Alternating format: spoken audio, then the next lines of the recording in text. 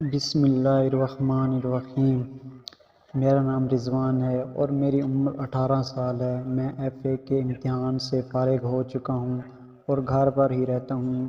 میری امی کی سہیلی جو لاہور میں جاب کرتی تھی وہ اپنے شوہر کے ساتھ لاہور شفٹ ہو گئی کیونکہ ان کے شوہر کا کام وہاں پر نہیں چل رہا تھا۔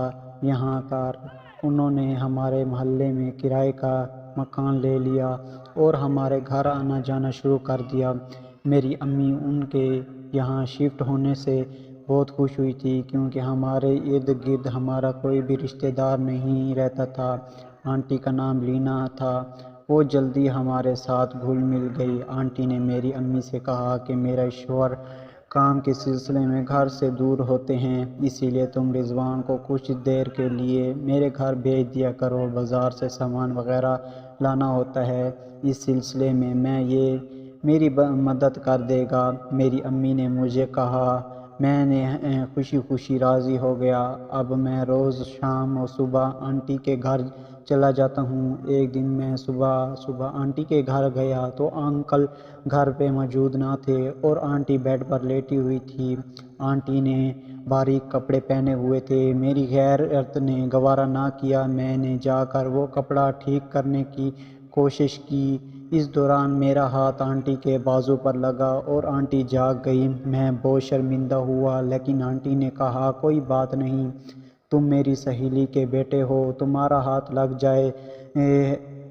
جائز ہے۔ میں شرمندہ ہو کر پیچھے ہوا گیا اور آنٹی ہلکا سا مسکرا کر کچن میں چلی گئی۔ میرے لیے ناشتہ بنایا اور مجھے کچھ سامان کی فہرست دی۔ میں نے ناشتہ کیا اور بازار سے سامان لینے چلا گیا۔ اس واقعات کے تیسرے دن صبح دوبارہ آنٹی کے گھر گیا۔ آنٹی لیٹی ہوئی تھی، انہوں نے وہی کپڑے پہنے ہوئے تھے۔ میں نے دروازہ ہلکا سا نوک کیا تو وہ اٹھ کر بیٹھ گئی اور بولی، رضوان تم آ گئے ہو، آؤ ادھر میرے پاس بیٹھو۔ میں ان کے قریب ہی بیٹھ گیا۔ آنٹی نے مجھ سے بات کرنا شروع کی اور پوچھا، رضوان تمہاری کسی لڑکی سے دوستی ہے؟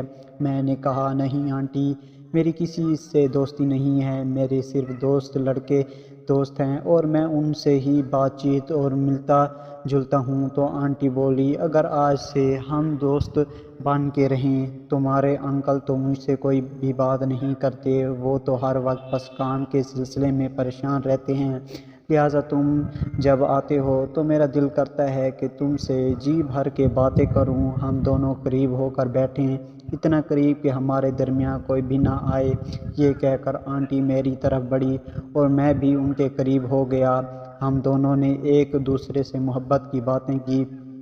تھوڑی دیر کے بعد آنٹی بولی، آج مجھے کافی عرصے بعد سکون مل رہا ہے۔ میں نے آنٹی کی خواہش کا اندازہ لگا لیا، وہ مجھ سے بہت کچھ اچھی باتیں کرنا چاہتی تھی۔ آنٹی 8-10 منٹ میرے ساتھ یوں ہی باتیں کرتی رہی۔ آج سارا دن آنٹی نے مجھے گھر نہیں جانے دیا۔ اگلے دن انکل ناشتہ کر کے کام پر چلے گئے اور آنٹی نے مجھے اپنے کمرے میں بلا لیا۔ میں ہی سو گیا، ان کو پتہ نہیں چلا۔ مجھے ایسا محسوس ہوا کہ وہ سو رہی ہیں اور میں نے ان کے گھر نہیں تھا۔ آنٹی جب ہوش میں آئے گی تو وہ مجھ پر زیادتی کا الزام لگائے گی تو میں دنیا کو کیا منہ دکھاؤں گا؟ یہ نہ ہو کہ وہ مجھ پر کیس کر دے۔ میں پریشانی میں اٹھ کر گھر سے چلا گیا۔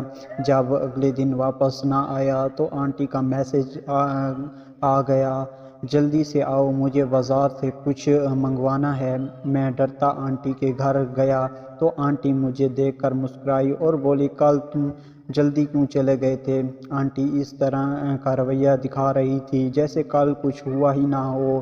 اب تو روز اس چکر میں آنٹی کے گھر جانے لگا۔ نئی جوانی تھی، جوش و جذبہ بھی زیادہ تھا۔ آنٹی بھی میری کمزوری بھانپ چکی تھی۔ انکل کے گھر سے جاتے ہی آنٹی اور میں اکٹھے بیٹھ کر کھانا کھاتے۔ اس طرح 2 ماہ کا عرصہ گزر گیا اور میرا رزلٹ آ گیا۔ میں دوبارہ اپنی پڑھائی پر فوکس کرنے لگا۔ ماں باپ کو مجھ سے بہت امید تھی اور میں بھی چاہتا تھا کہ میں اپنے ماں باپ کی امیدوں پر پورا اتروں۔ دوبارہ کالج جانے لگا تو میرا آنٹی کے گھر آنا جانا کم ہو گیا، لیکن آنٹی کا جنون کم ہی نہ ہوا۔ میں ہر 2-3 دن بعد آنٹی کے گھر جاتا تو آنٹی کا جنون پہلے سے بھی زیادہ ہوتا۔ وہ مجھے اپنے ساتھ بٹھا کر کھانا کھلاتی جب مجھے بھوک نہیں تھی ہوتی۔ اس طرح 1 سال گزر گیا اور میرا امتحان سر پہ آ گئے۔ میں امتحانات کی تیاری کرنے لگا، لیکن آنٹی کے میسیج مجھے روز آنے لگے۔ میں ان میسیج سے تنگ آ کر اور ایک ٹائم نکال کر آنٹی کے گھر گیا اور ان سے بات کی، اب میں آپ کے گھر نہیں آیا کروں گا۔ آپ کے اور میرے درمیان جو کچھ تھا وہ ختم ہو گیا۔ اب میں اپنی پڑھائی پر دھیان دے رہا ہوں۔ میری زندگی اور میرا کریئر میرے لیے سب سے ضروری ہے۔